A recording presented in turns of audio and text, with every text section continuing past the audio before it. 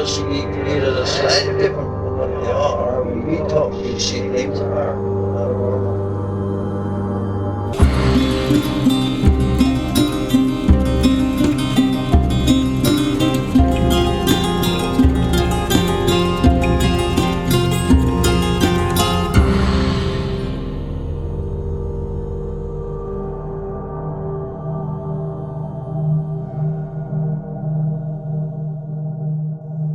You're listening to Strange Familiars.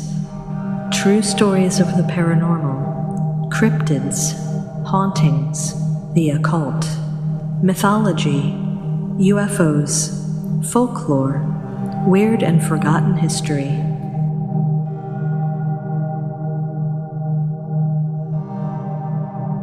Please make sure to like and subscribe to Strange Familiars on iTunes, Stitcher, YouTube, or wherever you are listening. Please share the Strange Familiars page and episodes on Facebook and other social media.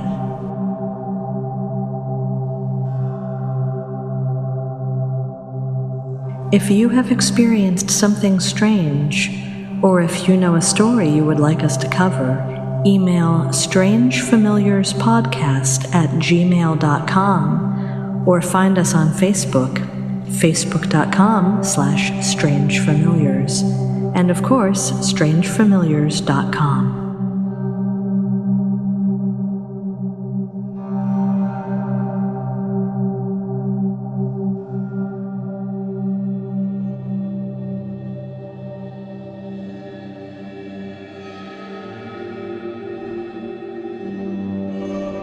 Welcome to Strange Familiars. Tonight I'm going to be talking with Tobe Johnson. He runs Strange Brau. You can find that at strangebrau.com. STRANGEBRAU.com. I'll put the link for that and some other links in the show notes, so check them out there. Tonight's kind of a meeting of the stranges, Strange Brau and Strange Familiars. I've talked with Tobe a little bit previous to this, and I knew we were kind of on the same page. But I have to say, the stories he tells are incredible, and they're at this intersection of UFOs and poltergeist and Bigfoot and Fae activity. It's the crossroads where I currently live, I think. And he has a very open-minded approach and a very, I think, similar approach to mine. I think he's got some great stories. He's got some great activity going on. He's living currently at an area with repeated activity. We'll let him tell the stories. Make sure to check out the links. Make sure to check out what Tobe is doing with Strange Brau. And if you can attend his events with Ron Morehead coming up, I would definitely recommend doing so. They look to be like something really special.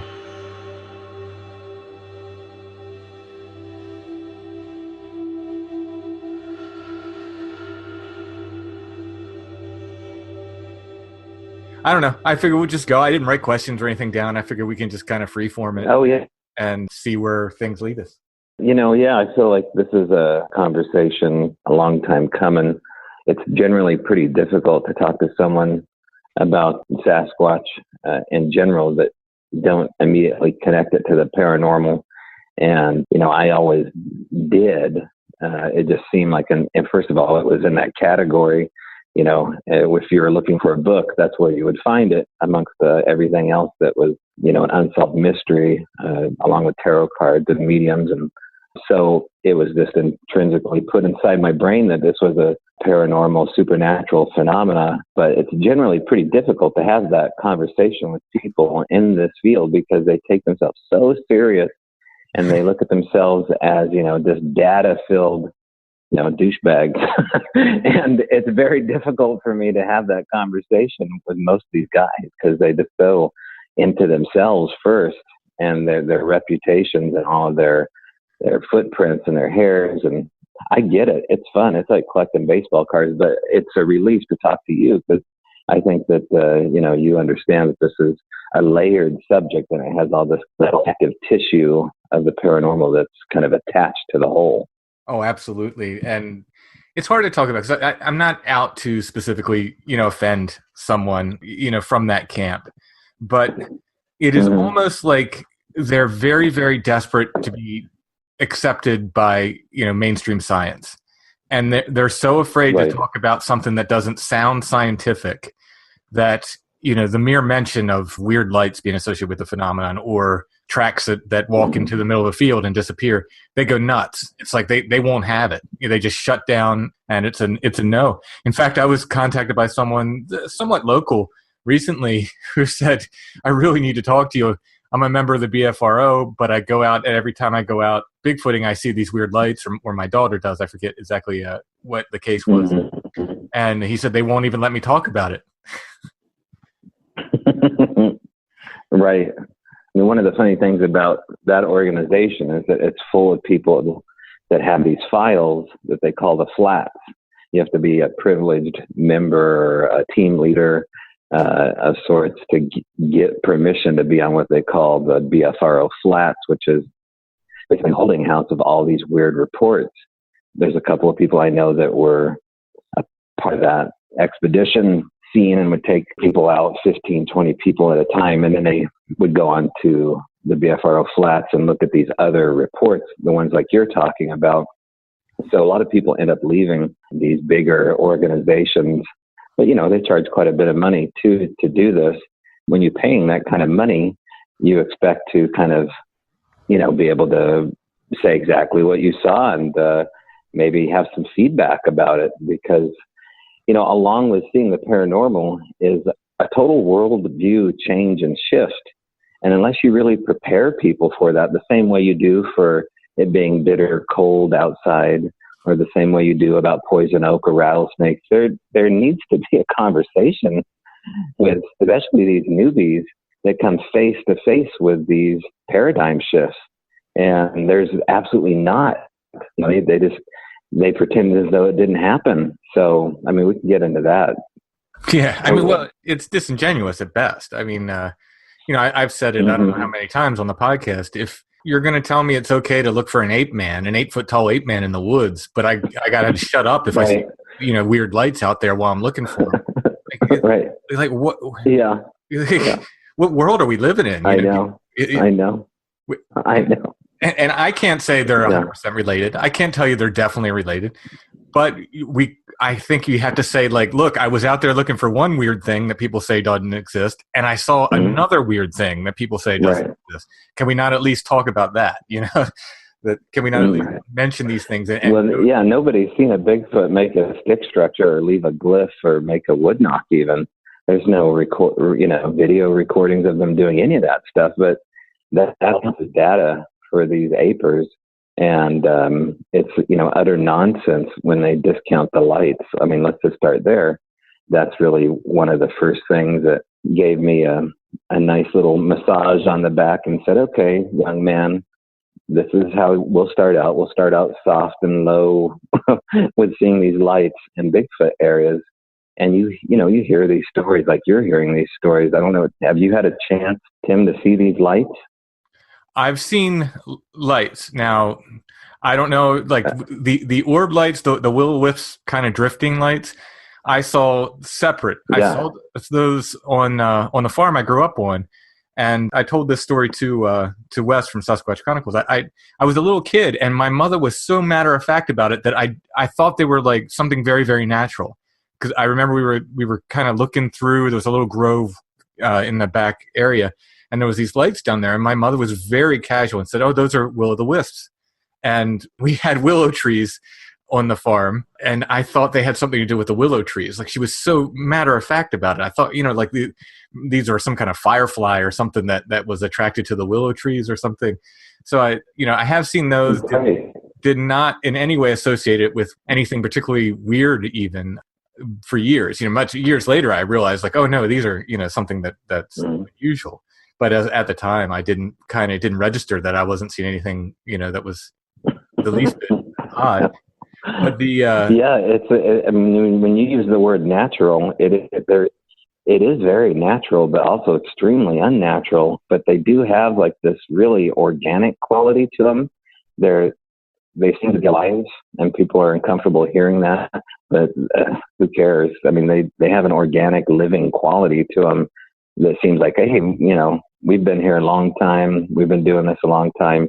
And then you add this intelligence quality into them, which I don't know if I've necessarily experienced that part. I know that others talk about this other cognitive ability of them to follow you and whatnot, but I haven't seen that myself. But for your mother just to be so natural about them, that's kind of the way, it probably should be. But we're told these things absolutely don't happen. And if they do, they need to be under these parameters of swamp gas and ball lightning. But when you see these things on a full moon, on top of a hillside, and they just refuse to defy explanation, there's no swamp, there's no ball lightning. These are the conditions I've seen them in, and they're all Bigfoot areas. So this connective tissue of the light surrounding Bigfoot, I've noticed that the lights come in before Bigfoot activity, the traditional activity comes in, i.e. the rock throwing or the sounds and whatnot. It's almost like a precursor, the thunder roll before the lightning strike. Now what I have seen are and bless him, this one guy I go with, he's very interested in Bigfoot, super, super good guy, super nice guy. And he told me the whole time, I think it's eye shine. And we were staying in this one area, and I was like, Jeff, I don't think it's eye shine. I think they're just weird lights. I couldn't imagine that it was eye shine. And it behaved very strange. They changed colors. I really think what we're talking about is eye glow, which is another just bizarre thing. Like, this is absolutely bizarre, because I don't think there was enough ambient light to reflect this brightly. They look like LED lights in the woods. And in fact, that's what I thought they were. I was like, what's out there? What is man-made that's out there? I went back during the day. There's nothing man-made out there. There was nothing. But they would change colors. And again, at this point, I got lectured about this. Again, I talked about it on Sasquatch Chronicles. I got a nasty gram. Someone yelled at me for shining lasers in the poor Bigfoot's eyes. I didn't know. I didn't think at this point. Bigfoot. Right. It was just a weird light in the woods to me. I wouldn't do it now. Whether it's eye glow or not, I wouldn't do it, because I feel like we're poking at the phenomenon. I don't think it's probably a good idea to poke at it. But at the time, just as a matter of experiment, my friend had this laser. I said, hey, point the laser at it, see what happens. And every time he'd hit it with the laser, we would turn red. They were naturally sort of whitish blue, and he'd hit them with that, and they would turn red and go out.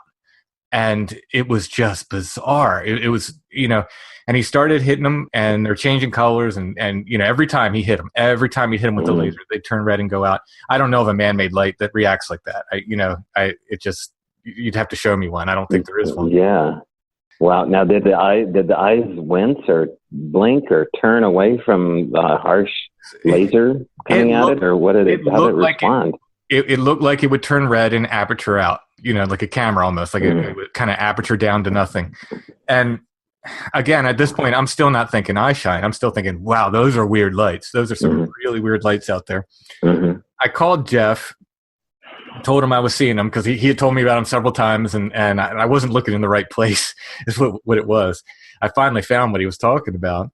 And he runs up with binoculars. And sure enough, when you look at them through binoculars, my other thing that I thought they weren't eye shine was I was only seeing one light, never two together, it seemed like. But when you looked at them through binoculars, you could see they were two eyes. They were two separate lights.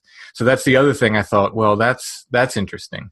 Now, these lights also change shape. We saw them change into bars, and looks like, I didn't see this, but the one guy that was with me said they turned into what looked like a circle of LEDs, and then they would go back to the two or the one light. Very, very strange behavior. Didn't think in any way this could be eye glow or eye shine or anything until I heard someone from Texas on Sasquatch Chronicles describe exactly what I saw. Exactly those lights, the changing colors. He didn't mention the laser, but I don't think he had a laser. The only difference was he saw it within the silhouette of a creature. He saw him change. Right. So that's when I finally went, wow, I think my buddy Jeff's right. I think, and I finally, there was enough other stuff going on there from weird vocals we recorded to knocks and what sounded like monkey chatter and some other stuff. And we had some weird sightings or possible sightings there as well. So putting it all together with that, I sort of kind of finally said, well, maybe that's what it is. Maybe they're eye shine, and I'll still leave that 10%. Maybe it's not, but at this point, I'm kind of like 90%. Right. It's eye shine or eye. I know. It's nuts. It's absolutely nuts. It's fun when you have someone along with you, so you don't feel, so nuts. But it's a constant with most Bigfooters. They just refuse to talk about it in public. That's why back in February, I decided to put something together again. Before, we did something up the river called Bigfoot and Beer, and it was up at a little tiny pizza restaurant up the McKenzie Valley in the Cascade Mountains. And a couple of years, and we get locals together and have pizza and beer and have guest speakers in, and it turned into the whole town hall phenomena. So after the pizza restaurant closed down, it was about 5 or 6 years later, and I decided to do something to coax these kind of witnesses back out from the fold again, including the people that hold back on the stories like you're telling about Eyeshine. A lot of good researchers and whatnot. And the best way I found to do that is to get a drink in their hand.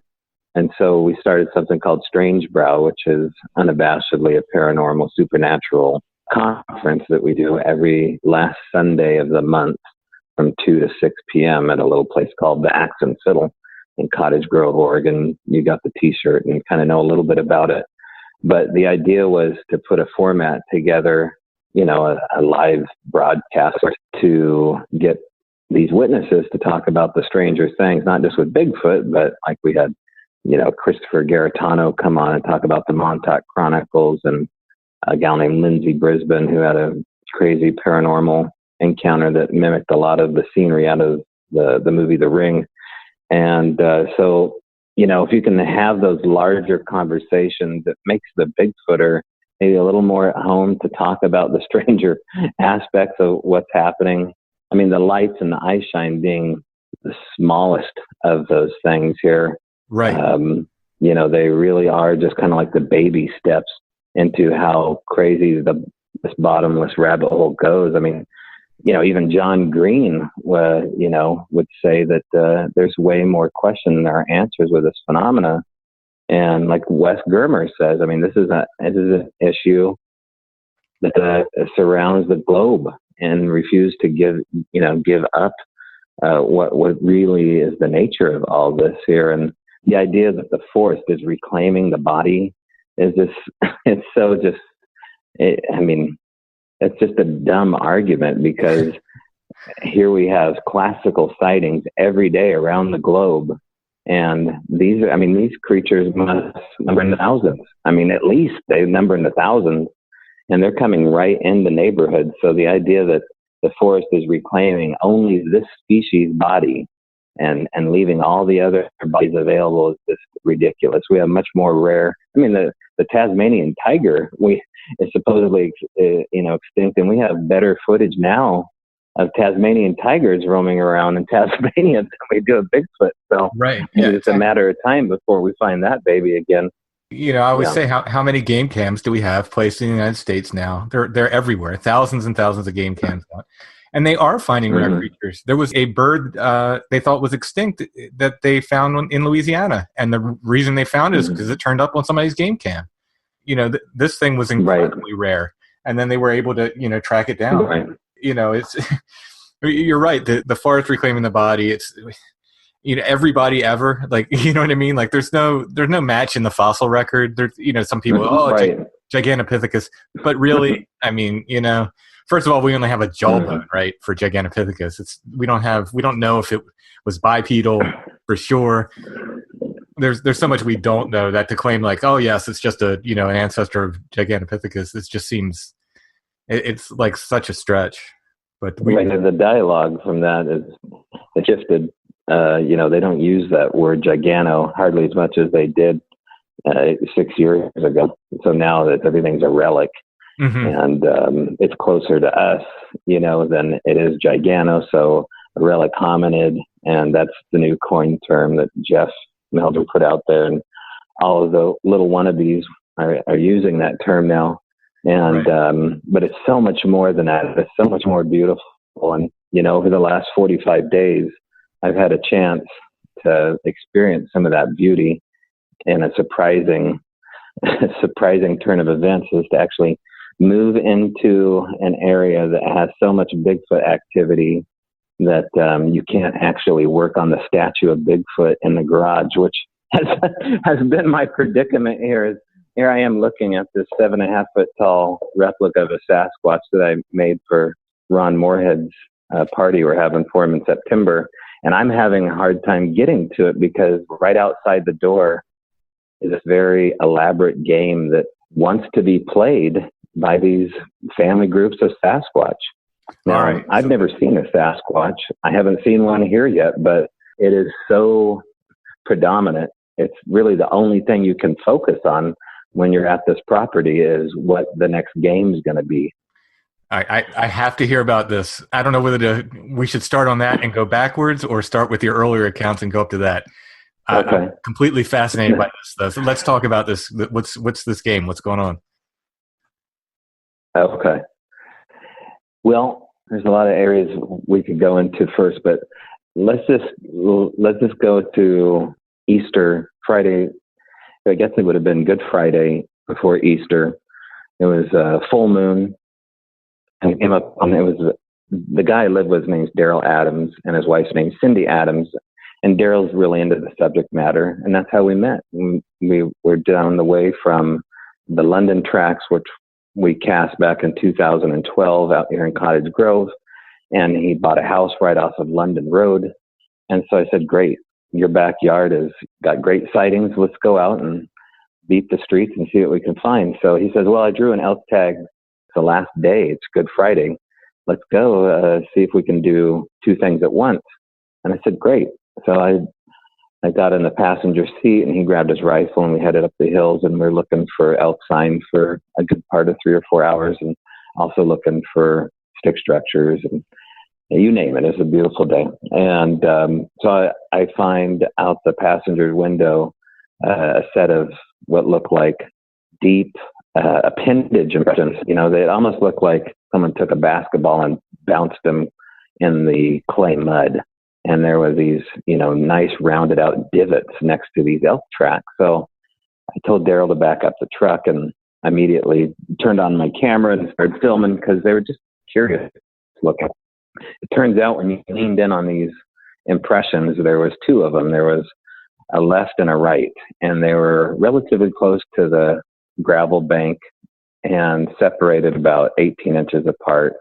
And I'm looking at them right now in the garage as I'm talking to you. They had hair sticking out of them, little black hairs, very human looking, and they're coming out of what looked like bone structure. And they looked like kneecaps that had plunged inside the red clay. And I just looked at Daryl and I said, what if? I said, even if these are elk or bear or cow, whatever. I said, you know, we got a cat. And so we spent the better part of 5 or 6 hours making sure we meticulously recorded everything, extruded the hair aseptically, sent the hair up to Canada to a gal named Cindy Dosen, who runs the Hominid Enigma program. So we have these plaster knees that show anatomy. They show patella, bone structure, skin folds, and they still have hairs sticking out of the kneecaps.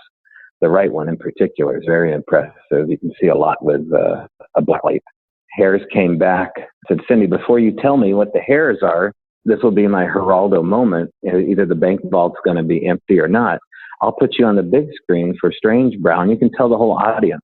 And, you know, I'll bring the kneecaps in, and we can just say, oh, shucks. You know, that's what I was expecting. And it didn't come out that way.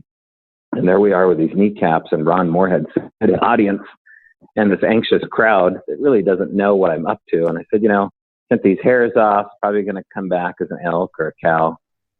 But they didn't. She had a real detailed reason why. And she said it's an unknown hominid. You know, they belong in a category amongst themselves. They're human-like hairs, but not human. And they're not an ungulate. But the real telling thing is that she said that only matching hair I had was from a juvenile Sasquatch report from Ocean Shores, Washington. They matched that hair due to the lack of I believe she said the lack of a medulla. And then she says, but it also shows that it's part of a lower extremity. And that was really telling to me because that's what we were guessing. You know, this came off as a lower half, in particular a knee.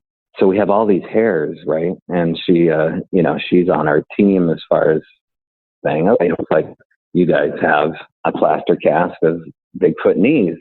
Well, then we had to see how big this creature possibly could. And we came back with a Boeing engineer out of Washington State, Scott Taylor, and he took my knee impressions, which I did next to this, these unknown knees in the exact same area on the exact same kind of day. And we cast my knees to see if we could do a surface area measurement of roughly how large and weight this creature would have been to do this in the substrate. And we did a running jump and then we did a resting jump to kind of take a medium measure of everything. Anyway, it came back at around 12 to 1,400 pounds, Oof. which, those numbers are gigantic. Yeah. So it's not an ungulate. It's not a known creature. It's, it comes back as a very large human. So we brought these knees home and they're sitting in this garage, and having this conversation with the property owner about keeping an eye on those knees. Now that we're public about it and posting stuff and talking about it, there could be anxious people maybe wanting to take a look at those knees. Not that it's that great evidence, but I've heard weirder stories about, people tapping on your phone or, checking out what's really going on with the evidence, as it were. And having Cindy Dosen on our side was a plus, because her mail gets taken all the time when hair samples come up her way. They just won't arrive. So they just end up in this mysterious area in customs. So I said, maybe put a game cam in the garage. Well, that night he didn't put a game cam in his garage, but I get a phone call from the property owner. The doors of the garage there's a brand new, beautiful 18, 20 foot tall 2-door garage that he had built here. Anyway, the garage doors opened up on their own. And so he comes out in the morning, and to his surprise, there's some footprints. Now, they're shoe prints, though, and they're walking over to the kneecaps, and sitting on the kneecap is sitting this little tiny toothbrush. So that toothbrush is kind of indicative to me that someone was trying to mess with my head, because I always put that little excavation device away in its proper drawer when I'm scraping away the mud to look at anatomy on this kneecap. So it was sitting right on the right kneecap, and here's some muddy sneaker prints walking up to it. And then they moved a couple other things around, and then they undid the deadbolt and just walked out the door. Wow. And just followed these sneaker prints. So okay, well, that's certainly odd. It matches maybe some predictability about behavior of whatever could happen if you get too close to the the hive. Then our phones started acting up, and that lasted for about 48 hours. Anytime we talked, our phone would do a very strange, high-pitched buzz, and then it would shut it down. So we just kind of ignored the story for a period of about 3 or 4 weeks. Well, one day, the garage doors went flying back up again in the morning. Daryl walks out here and sees the garage door open, and sitting between these plaster hands I'm making for the Sasquatch structure is a little blue dinosaur. And it's a little tiny dollar store, a velociraptor, baby blue, and it's just sitting there on top of the desk where I'm molding these hands out. And I couldn't believe it, because it's just like, well, who would walk in here and put a little blue dinosaur? No footprints this time, no real clue on how long it had actually been there. I assume only a couple of days. But so then I moved into this property, and I moved in full time to build this statue. And I also work 45 hours a week, so I was rushing back and forth. And when I moved into this property, things just really started to amp up as far as I will call it gifting. And immediately when I put my camper up and threw down the awning, little things would start to appear on the awning. Now, they weren't just, sticks and stones. One of the first things that appeared was just a pebble, a little tiny rock. And it was just sitting there. It certainly didn't belong on the canopy, but we kind of played it off because maybe a leaf blower did it. Maybe it fell out of a tree. I don't know. It's a pretty high canopy, but, you have a tendency to want to play this stuff off. And then we took my son fishing one day. Daryl and I took the boat out, and right before we left, we look on top of the canopy. There was this piece of wood sitting on top of the canopy at first. This is the same day.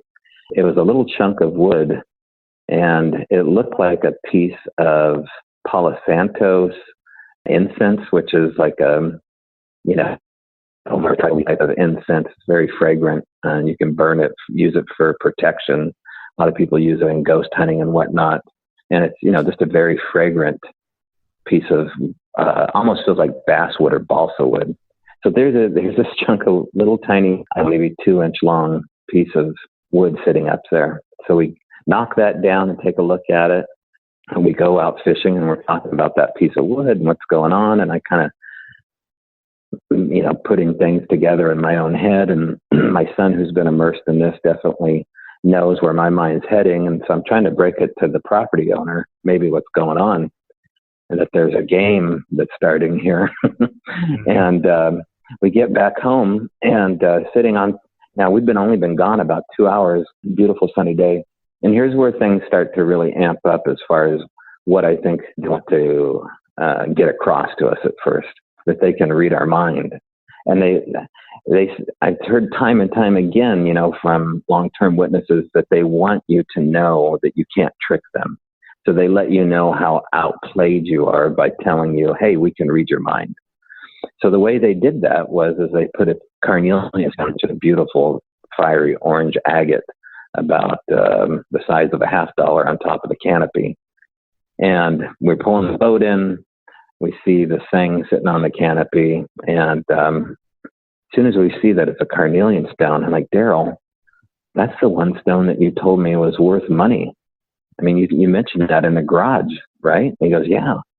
I said, that's really interesting. Don't you think that out of all the rocks sitting on top of this canopy, 6.5 feet up off the ground, they put that one? And he goes, yeah, that is interesting. So let's now fast forward to examples of this, of them reading your mind. There was the moment where we were, I don't want to skip around too much because I'll now screw it up, but, the gal, Daryl's wife, had open heart surgery. That was about 1.5 years ago. So she walks out to her hummingbird feeders, and there's a little glass heart sitting underneath the hummingbird feeder. Now she grabs this glass heart and she holds it in her hand. It has dropped it. But, it's perfectly placed underneath the tree, right underneath the hummingbird feeder. So she sets it back down, and the thing ends up on a branch like a couple hours later. So, eye level with her, like, hey, you had the heart surgery. That's how I took it. Yeah. I'm a really intricate hand glyph that looks like, 5 fingers and a palm out of a little stick. And it's kind of my thing that I leave out for Bigfoot. I found a very detailed example of that sitting by the same tree where this heart was.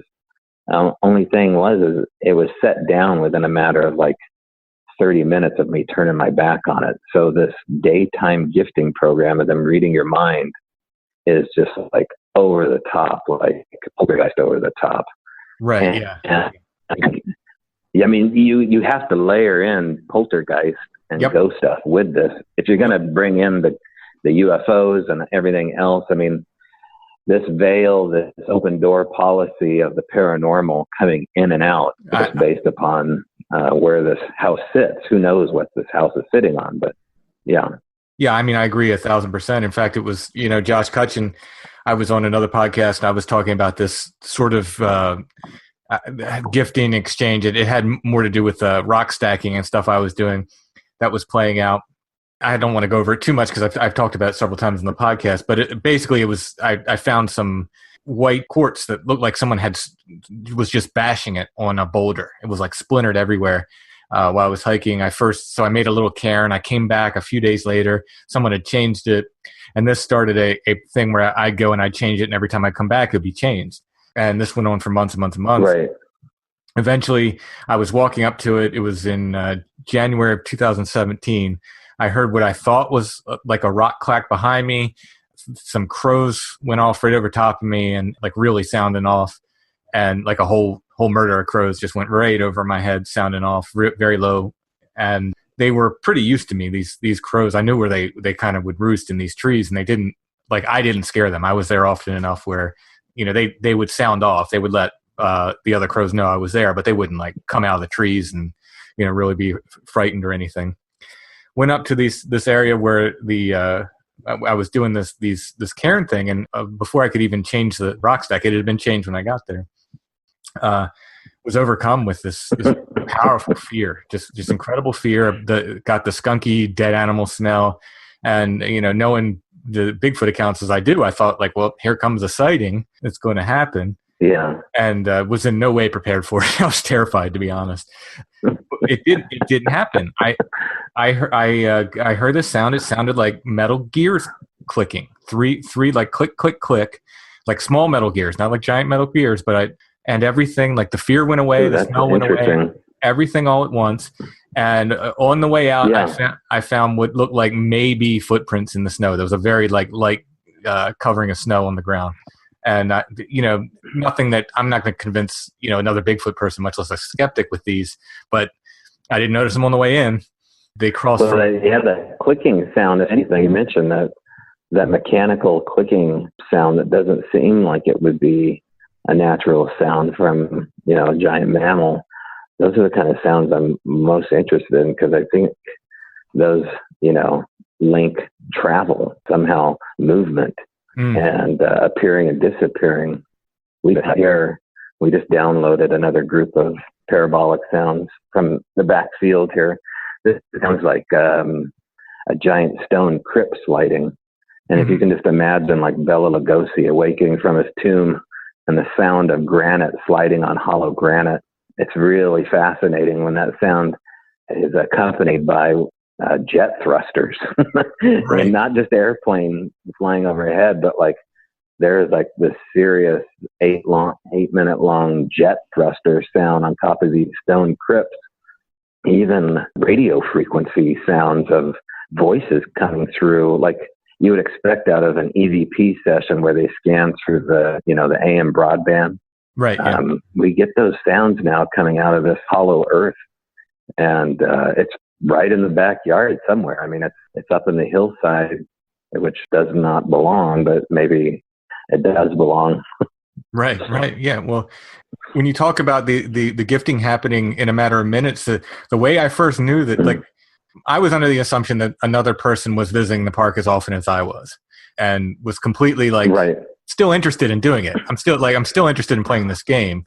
And, you know, of course I've read that people have done this with Bigfoot before, but at this point I'm still like, it's probably a person, but I'm very interested in playing this game.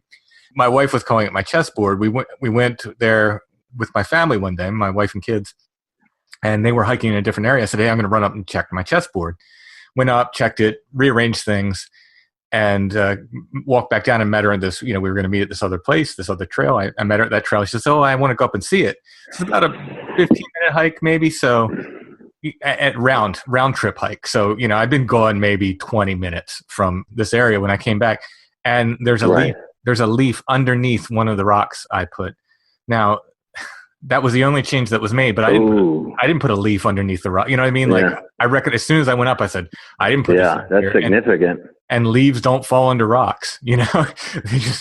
It just doesn't happen. And that's when I knew I just like, you know, either something weird's going on. Either this had to be a person that was like hiding behind the tree as I did this, or, you know, something weird is going on here. And since then, I have you read Mike Clelland's book? It's called The Messengers. Oh yeah. Have you read that book? Yeah. Oh yeah. Yeah. No. Yeah. Very much so. Yeah. The owls and stuff.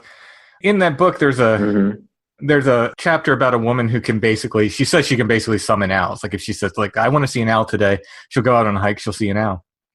Very interesting. I thought, and this was going to the same place, I thought, well, I don't want to necessarily see an owl. I'm going to say, like, I collect, I have since I was a kid, skulls that I find in the woods and antlers and stuff. So I would like to find antlers today. I think that would be neat. So I put that out there. I'm walking up to this area and I see something white in the tree, like blowing in the wind. I thought it was a plastic bag. I clean up as I go. I feel it's my obligation. Sure. So I'm very angry at whatever human has left this plastic bag that is, in this tree or blown in this tree. It's the entire tail feather section of a barn owl, just bright white, like the entire tail section. Wow. In the tree. And I was like, what the heck? Like, went on to have this whole series of owl synchronicities, which kind of ended in me starting to find skulls whenever I go on Bigfoot investigations, almost 100% of the time. It's bizarre. So now, I asked for the antlers. I didn't get the antlers. I went on another area. I picked up a perfectly clean raccoon skull. It was in the middle of the trail. Like, isn't this cool? Put it in my pack. Came back 3 weeks later, had a maybe sighting, followed something for about three-quarters of a mile. And there was a deer skull impaled at eye level in the middle of the path that wasn't there 3 weeks before. It just like it was waiting for me. And, I had somebody say, oh, did you take it as a warning? I did not. I for some reason, I got the feeling like it was like, oh, you like that raccoon skull? Well, here's a deer skull, And again, it was right. Perfectly clean, perfectly, I hardly ever find skulls when I'm out. You're lucky. Oh, I get Or it. maybe not lucky. It sounds like you've got a better gifting program. It's bizarre. So I got called. I met a witness out in Michaud Forest, and all day long I kept finding deer skull. He was driving me around. He was driving to the areas where his encounters were, and every place we stopped, he had a pickup. Thankfully, and I was like, "Do you care if I put these skulls in your truck?" He's like, "No." Every single place we stopped, I found the skull. And then I got a call recently. A guy said, I saw Bigfoot on my property. He was right here in York County with me. I said, I'll be there tomorrow. Went there. He saw him across his property. I went across the property. I was, doing the thing. I hold my walking stick up, tell me how high it was, all that. Tell me where he was standing, tell me where to stop. He tells me where to stop. Right. I look down right where he said the creature was standing. There's a deer skull sitting right there. It is unbelievable. When you say it's like reading your mind or it's like playing with you somehow, I mean, to find it on, even if it was 20% of the investigations I went out on, okay, but I'm talking like 60, 70, 80% of these investigations, I'm finding deer skulls prominently placed. I'm not digging around under leaves or anything. Yeah. It's just nutty. I mean, there are skulls when I'm out, so it sounds like there's something. If you're finding them that often, it sounds like those are the kind of gifts that you want, so they're bringing them. Yeah, it's bizarre. And like I said, I've collected them since I was a kid. It's just always something, I drew them and stuff. And so, but my collection in the past year, maybe 2 years, has at least tripled. I've gotten so many that I'm starting to put them outside now because there's no room for them. It's completely wacky. Are you sure your last name's not Dahmer and not Rick? No. And I'm not interested in gore. Like, that's the other thing. If there's any gore on them, I won't pick them up. I don't like rotten meat. I don't like that gory, bloody stuff. They have to be perfectly clean and sun bleached for me to even touch them. And that's what these are. They're just, so they're not, new kills or anything. Right. Yeah. So, but anyway, I know that one of the first kills I saw was on a property where I saw the lights explode in the woods. That's kind of a long story, but it was an area where my tent was stuck up in a tree. It was moved like 40 feet away from where I put the tent in the beginning, and the tent was stuck up about 8 feet up in a tree. Wow. We saw these amazing lights explode in the tree line. But I was following up on these stick structures down on the property where the single trackway disappeared in the snow, and walking up there during the daylight hours, beautiful summer day. And I'd walked in on an old skid road and fairly open. So I sat there and hung some wind chimes and put some popcorn down, and I turned my back. And there was this mole that had been separated. It was oozing blood. It was so fresh and had been pinched in half. Wow. Not a critter on it, no bugs, nothing. And there it was at my feet. We've seen that at the property here now. There was a rabbit that was killed. It was killed for a rabbit. It was laid in front of the trailer, had a rock sticking out of its skull. It was incredibly fresh. And then a couple of days later, about 3 days later, we had a snake. After they left the rabbit, said, "Thank God they're not leaving snakes." So when I walked back to the exact same spot 3 days later, laying exactly where this rabbit was, laid out was this red gardener snake with its head popped off. And it was a bug. I hadn't even touched it yet. And I hate snakes. I mean, it's just like the one thing that, if you want me to leave here, put another snake, down. Because I can't do it. No matter what the gift is, please just don't leave me a snake. I actually ended up trying to conquer that fear and putting that snake in like a little Altoids tin, because the meat bees they're almost like maggots. I mean, they clean off every ounce of flesh off that snake, so there's nothing left but a spinal column. So I took the gift and I put it in a little Altoids tin and duct taped it really tight. So I have all these crazy gifts. In fact, let me see if I can grab my little grab bag. I'll go through the visual aid here for your audience so they can get an idea of what they're leaving here. And these are all certified weird gifts. So what I mean by that is they're either put up like 8 feet high on top of a log.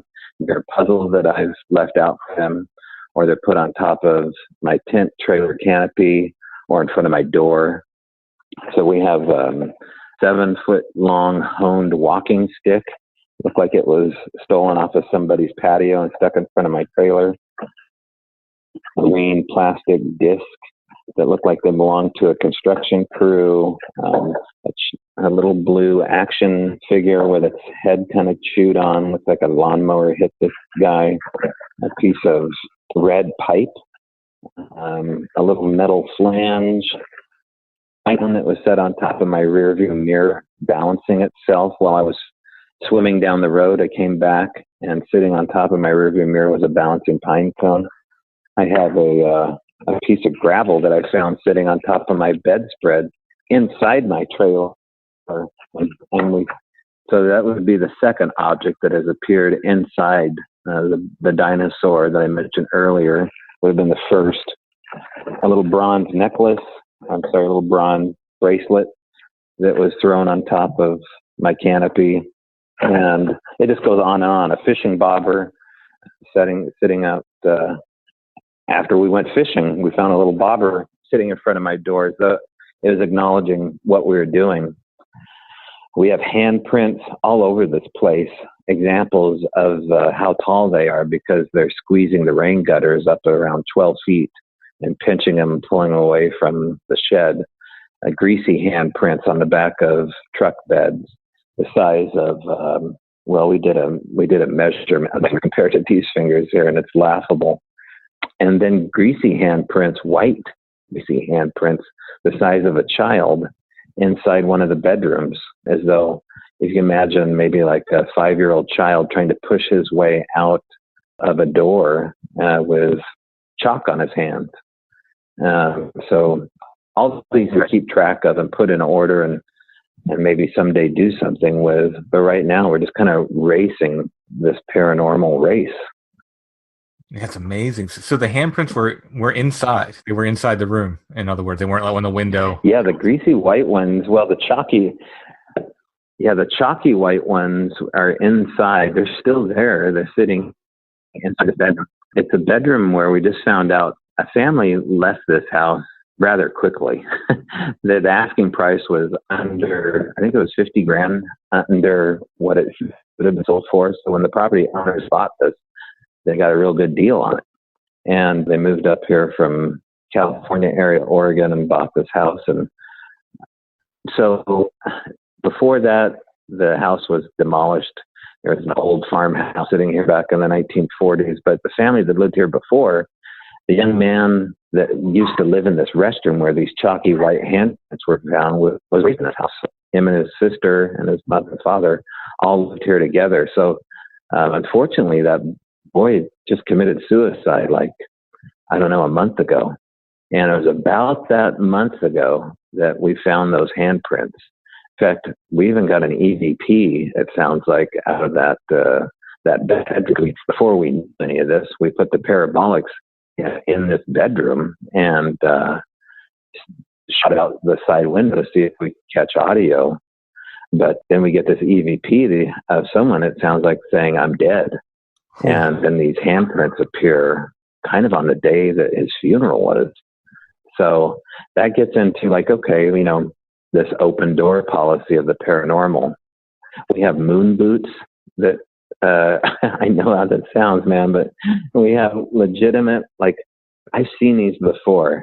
Other Bigfooters have seen this as well, but imagine like the size 9 or 8 Neil Armstrong type moon boot walking towards your trailer, just single track. We've caught it a couple different times. They're right in the dusty part of the gravel. So that I've seen before up in a real smaller size version of that.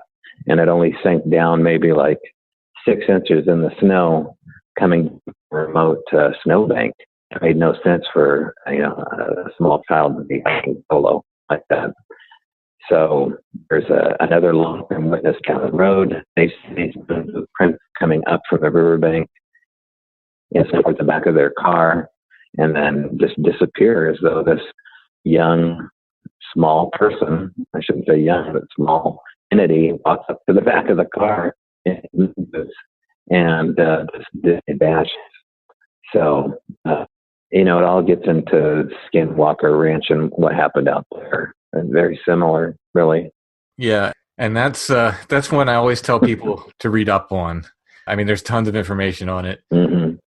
It's one of the best examples. We had a chance to go all the way. Oh, I'm sorry. No. Go ahead. I was just going to say it's one of the best examples of a. I was just going to say that paranormal phenomenon. Yeah, we had a chance. I hopped in my Jeep the other month when they did the McMinnville UFO Festival, and George Knapp and Jeremy Corbell were the speakers. And, Jeremy's putting out this documentary this year about Skinwalker Ranch, and they're going to do a 2.5 hour long presentation on the subject matter. So I grabbed a Bigfoot hair and headed to the UFO Festival to try to harangue George Knapp and give him one of these hairs. And I wrote up a little dossier, just like, this would be the ultimate person to give a Bigfoot hair to. And so I'm waiting, a period of 24 hours of a presentation. I'm going to sleep in my car.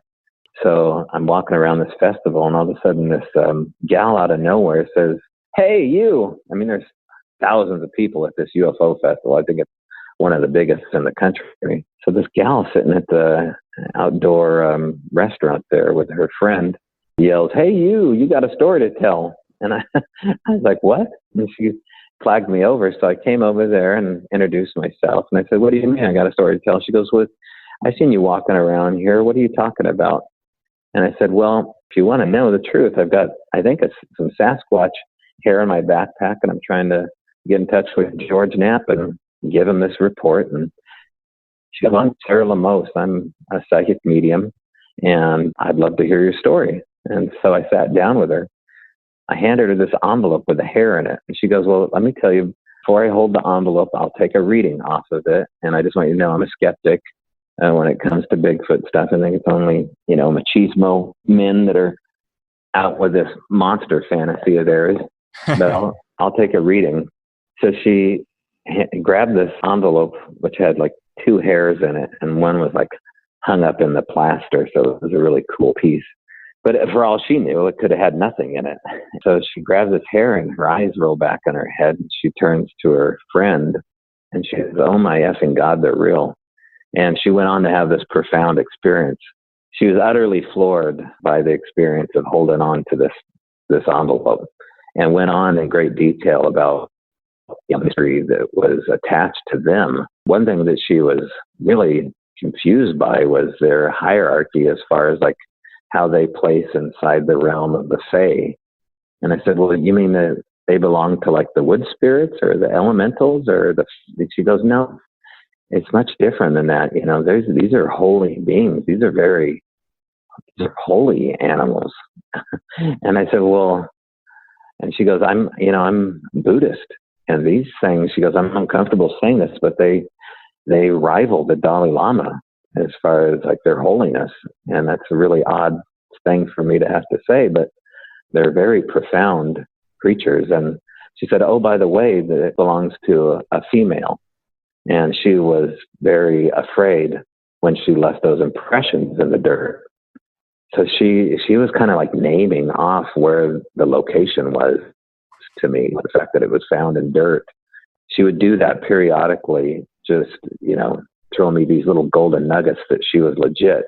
But when she said it was a female and she was scared, I thought that was a pretty interesting thing, because I've had other people attach these me's to a female Sasquatch with their ability to see things like that. But I'm not. I'm the kind of guy, maybe you're that kind of guy, that I have to have it right in my face to really, be hit over the head with evidence.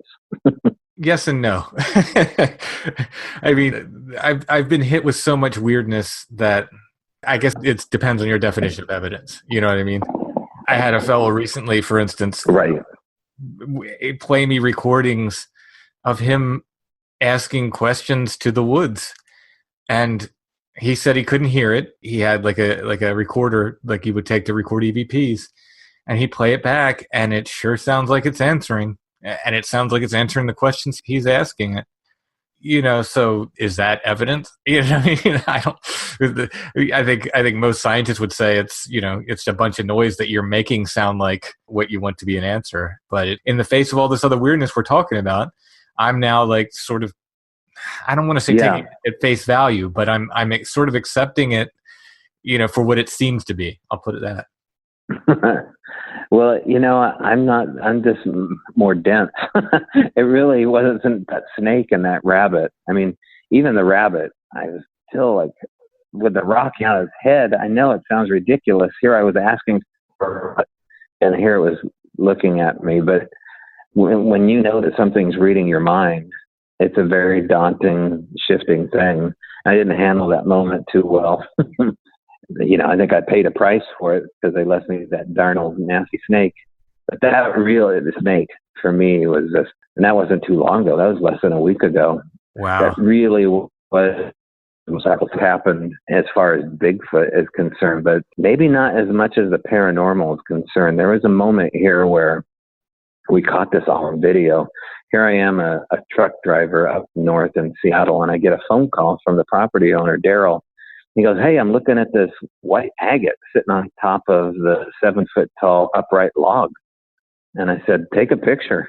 And so he sent me this photograph of this little bulbous white agate. And it's maybe, the size of about 1.5 inches. And it's just, just sitting there for you to see. And he goes, I got a haircut. I'll take a closer up picture when I get back. So he goes and gets a haircut, and I call my son, and we're having this conversation. And I haven't mentioned the rock yet to him, because we're kind of still wondering what it looks like.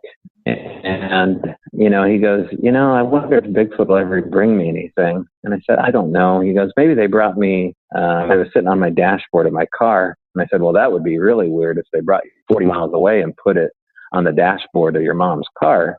I said, that would be awesome. I've heard of that before.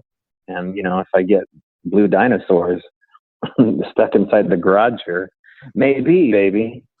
So then I hang up, and I'm traveling back, and I get this phone call from the property owner that the rock is gone.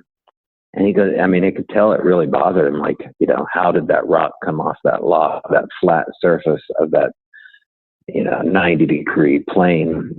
That shouldn't have happened. It's not sitting anywhere on the deck. And ding, ding, ding. Who did I just talk to? I talked to my son, Jude. I said, I got to go. So I was just ready to play this game full on. I called Jude. I'm like, Jude, grab your camera, put it on FaceTime. Don't ask me any questions. You're going to be okay. If this is what I think it is, it's going to be really cool. And I really didn't think anything was happening. Kind of just like when Cindy dosed me about this hair in front of the audience, I really thought it was going to come back as innocuous. And so I have this video of my son walking aimlessly through the living room of this house he just moved in. And I said, Jude, what you're looking for is a orange rock. Now, I told him, I kind of fibbed to him, because I wanted it to be a true test study of what, if this was really going to unfold. I wanted him to not hoax me. I said, I want you to look for an orange rock on camera. And so here he is looking around on the floor of the living room, and he walks into the bathroom, and at the threshold of the bathroom is this little white rock. Whoa. And it's sitting right dead center on the threshold. And it's the same rock. I mean, you can see it in the picture. Oh my So God. that rock had apported, I guess is the technical term, from 45 miles away in a matter of like a half hour or so on its own into a locked house with my son. Now that rock, it disappears periodically. It's locked inside a little metal tin can. And we have this game where we go shake the can. And sometimes the can's empty and you'll shake the can and sometimes the rock's back. So we have examples of these apported objects. Now that was the most profound one for him. I mean, aside from seeing a Bigfoot. What's that? I said it's Schrodinger's rock, it's there sometimes, it's there not there others. Yeah.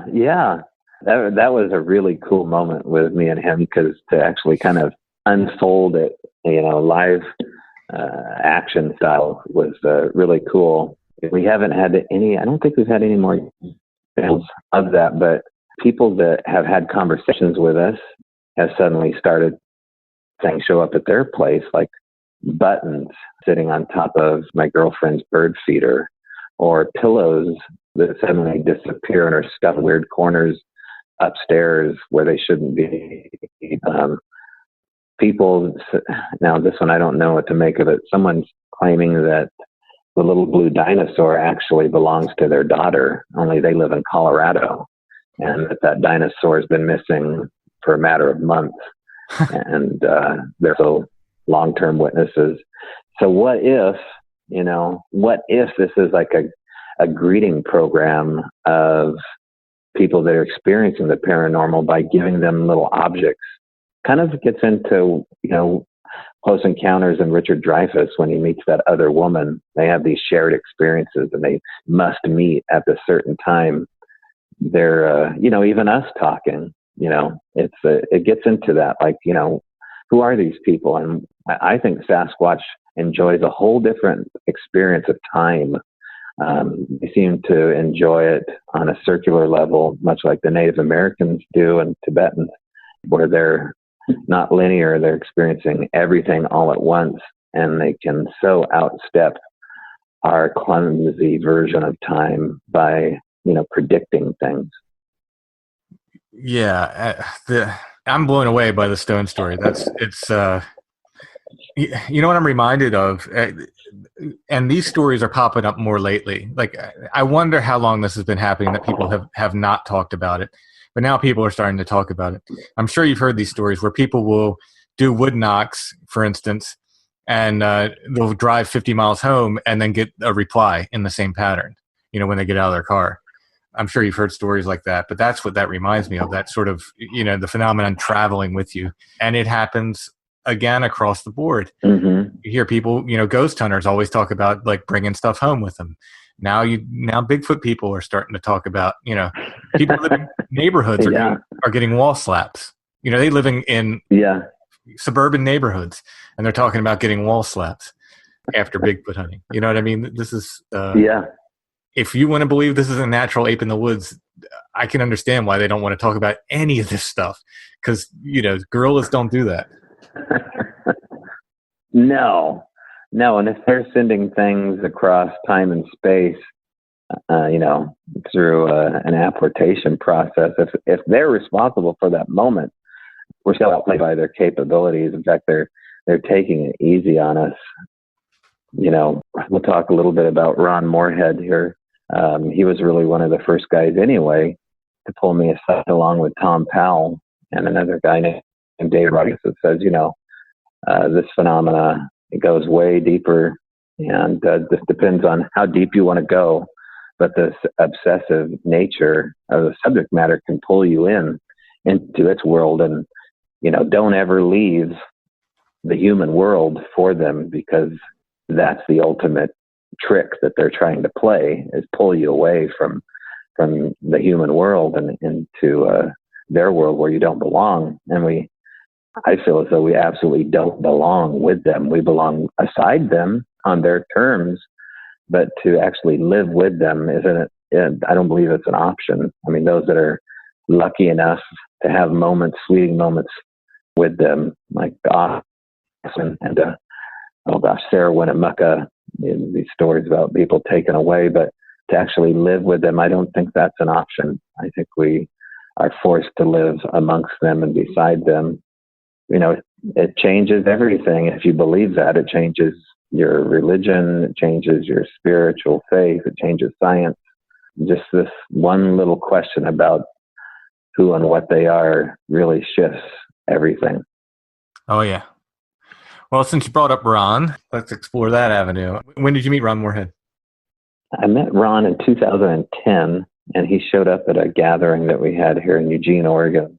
And he brought Scott Nelson along with him, and they talked about the Sierra sounds, and the convincing behind the samurai chatter was explained by not only Ron, but Scott Nelson's cryptozoological or cryptolinguist understanding of, how language works and how to prove that Ron sounds belong to the language of something non-human, but human-like. Have you ever had Scott on as a guest, or have you had a chance to talk to him? I haven't. I would love to. Just as a matter of introduction, just in case people don't know, Ron Morehead was part of a group of people who were recording what seems to be Sasquatch sounds, and it ended up being speech in the 1970s in a place in the remote Sierra Nevada mountains. Yeah. He's made several. They made several tapes, several hours of tapes. I think they had like 40 hours of tapes or something, which has been distilled down to what they call the Sierra sounds. You can get it from, Ron's website. I think it's ronmorehead.com. You can hear samples all over the place. He's very good about giving podcast samples when he's a guest and going through the different sounds. And I have to say, I wanted to use some of the sounds on a music CD I'd done with my band. And I wrote Ron, and he gave me the coolest response I think possible. I said, would you care if I just use, I just want to use like 20 seconds, just 20 seconds of these sounds. And Ron said, his reply was, I didn't make those sounds. Bigfoot made those sounds. Go ahead, use them.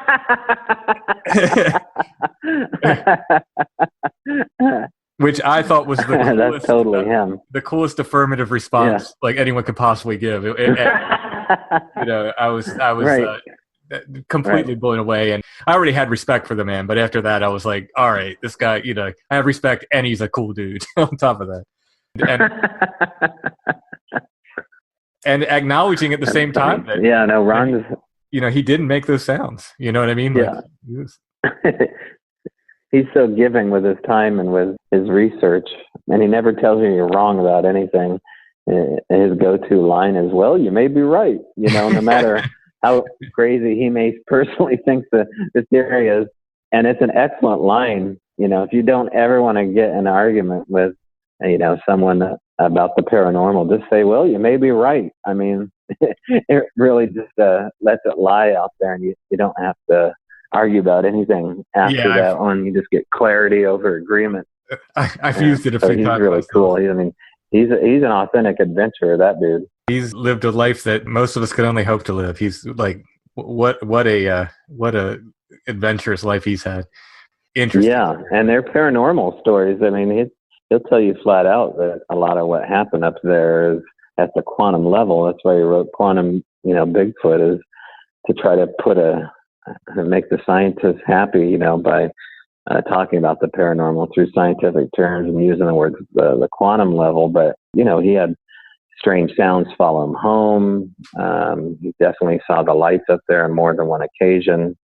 There's a family group of people surrounding their tent and their shelter wasn't a tent. It was more like logs pressed up against a giant old growth.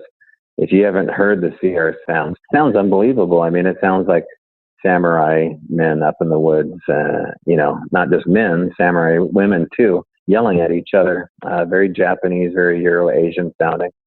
There's a mixture of Squatchanese, we'll call it, or samurai chatter, and human dialect.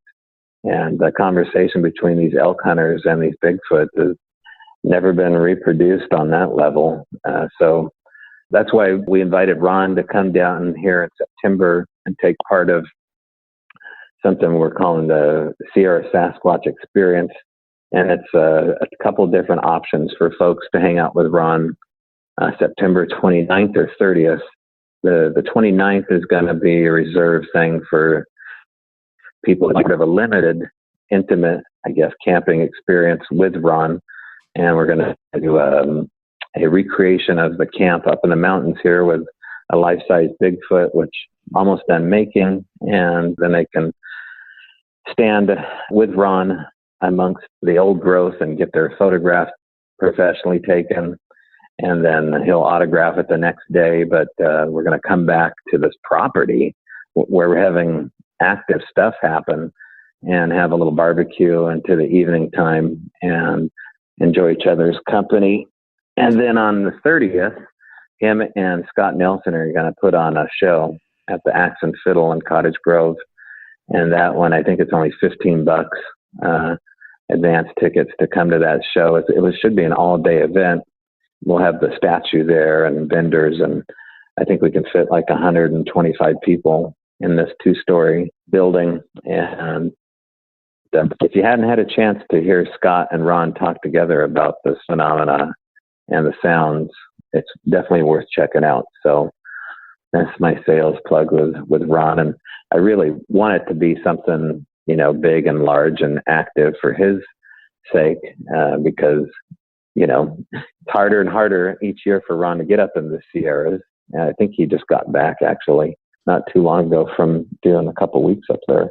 Wow. But anyway, I made a Bigfoot in honor of Ron. His name's Biggie.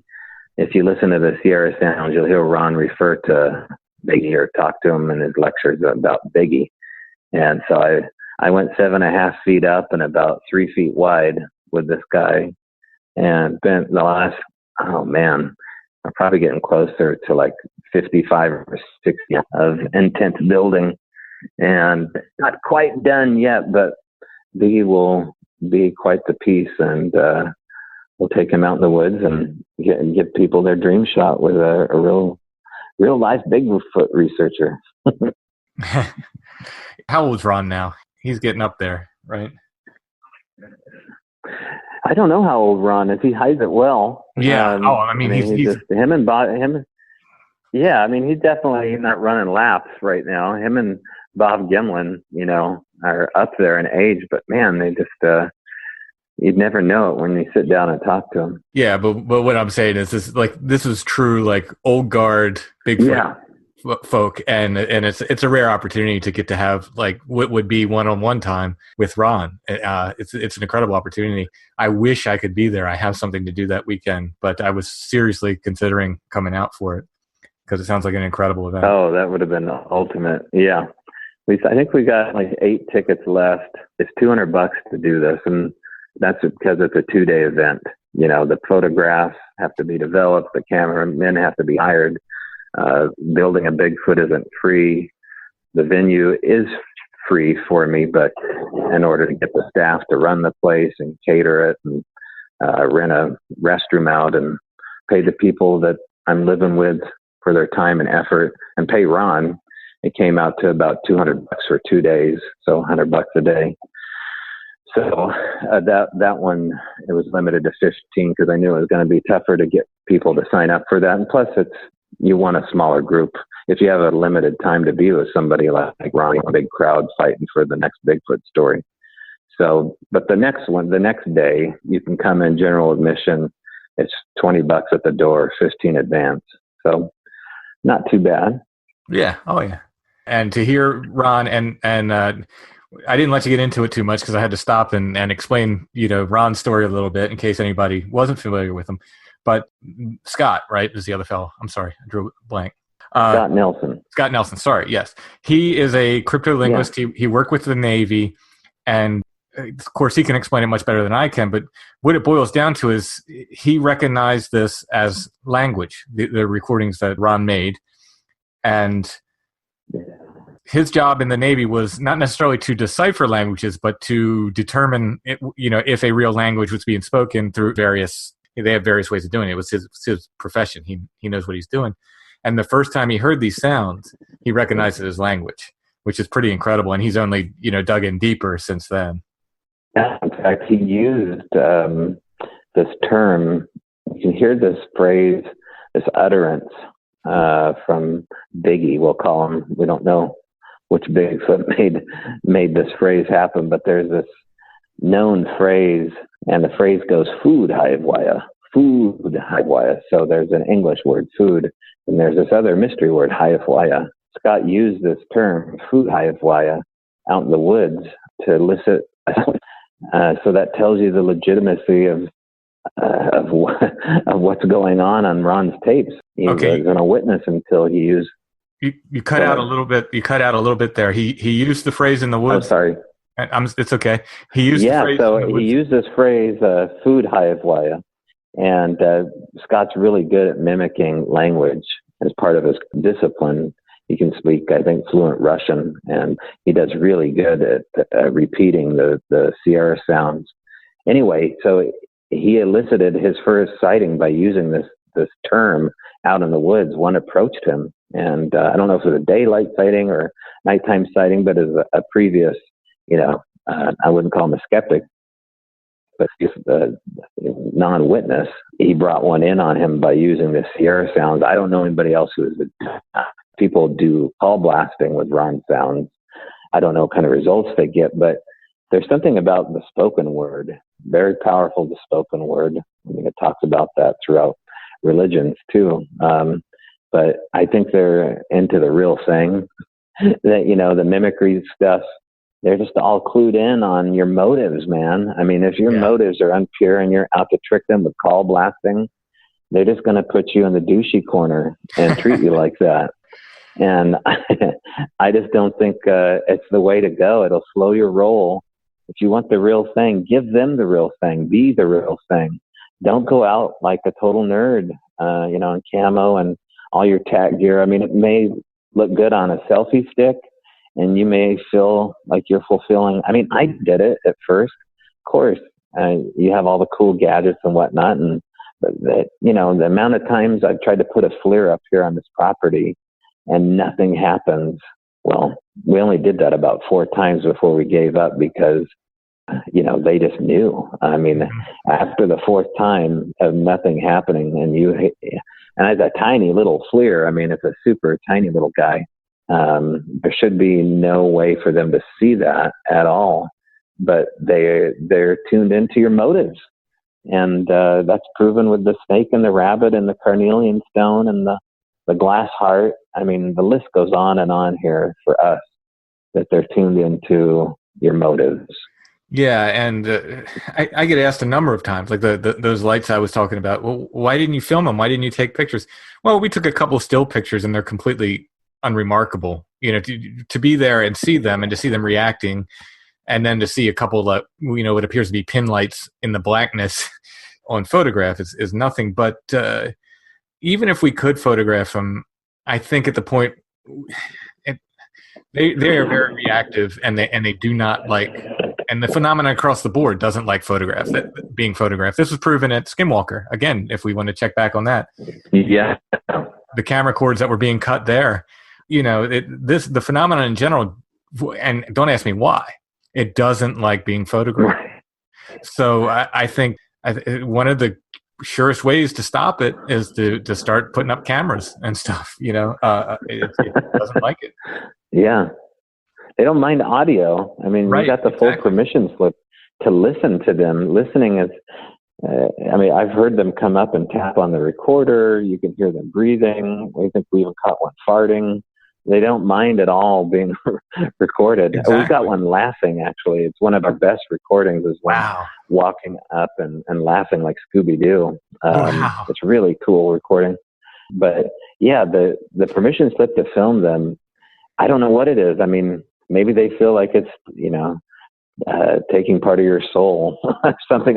There is this real permission slip that has not been granted with videotaping or photographs. And it's just a waste of time. I mean, Yep. if you're in this to prove it to your buddies, you're going to be beating your head against the walls for years. And I get it. I mean, I have this urge constantly to fight against ego and try to prove this to anybody else other than myself.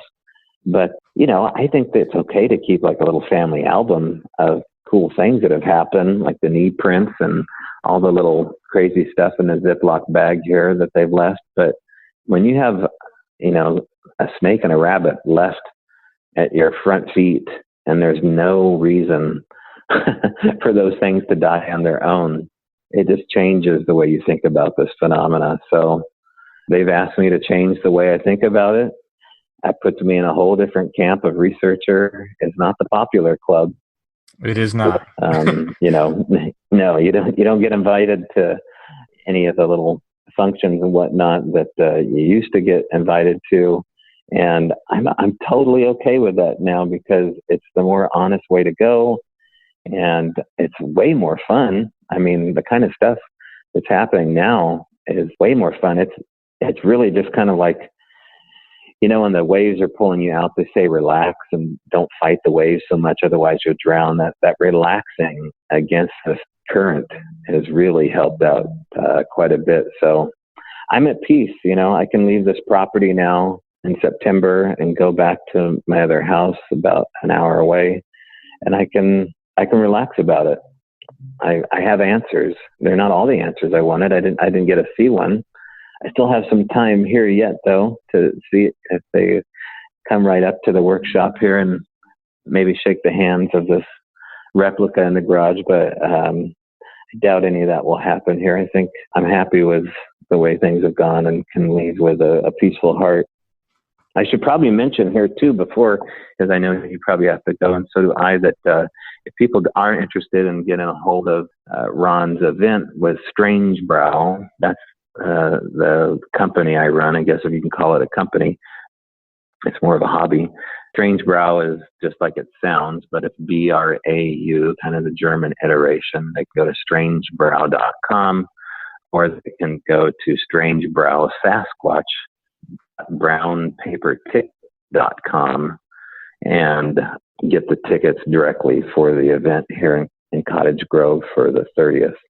But if they want to get the tickets for the Sierra Sasquatch thing, they'll have to go to my website at strangebrau.com and look for the Ron Morehead icon at the top there, and there's a way to get a ticket yourself.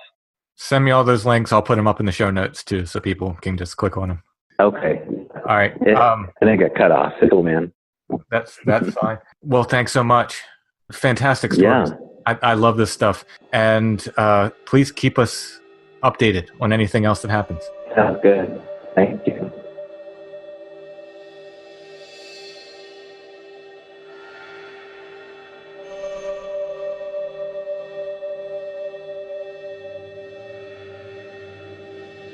If you'd like to help us continue making Strange Familiars, think about becoming a patron at Patreon. That's patreon.com/strangefamiliars. You can check out all the different levels of support there, but at just $3 a month, you can get full extra shows. This month, I think we're doing 2 extra shows. Most months, we do at least 1. So it's a great place to support Strange Familiars and get more Strange Familiars at the same time. That's patreon.com/strangefamiliars.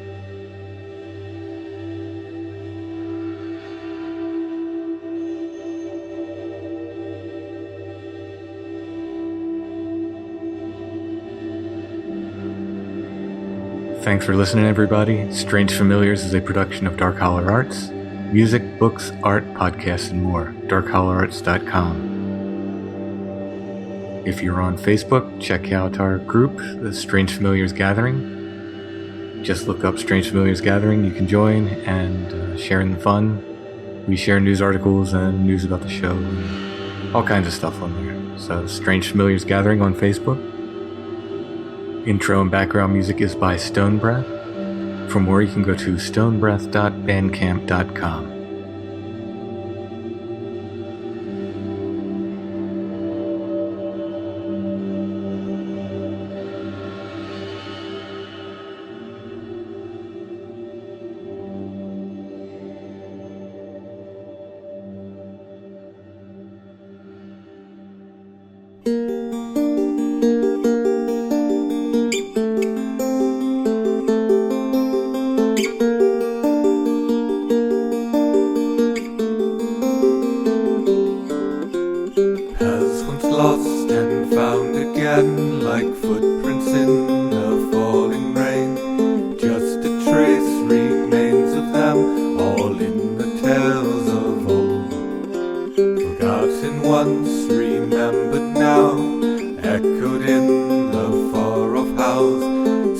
within the eyes of owls, the aged way is told.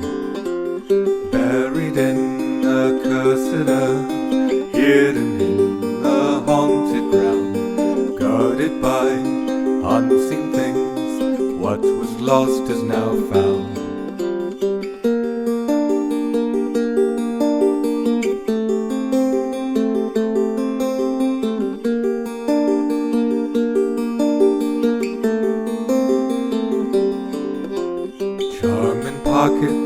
Staff in hand, I slowly step across the land, alone but for my long-lost friend and those beyond my sight.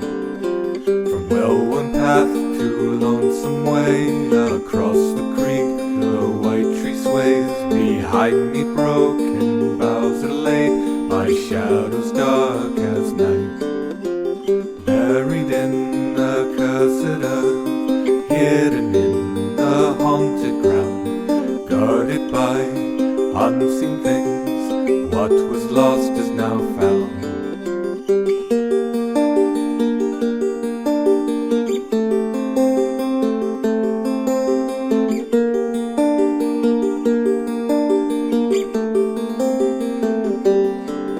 I listen to the whispering wind, it leads me to the very end. I hear the words that bring me in, all to the secret tomb. Forgotten once, remembered now, echoed in the far-off howls, witnessed in the eyes of owls, and by the light of the moon. Buried in the cursed earth, hidden in the haunted ground, guarded by unseen things.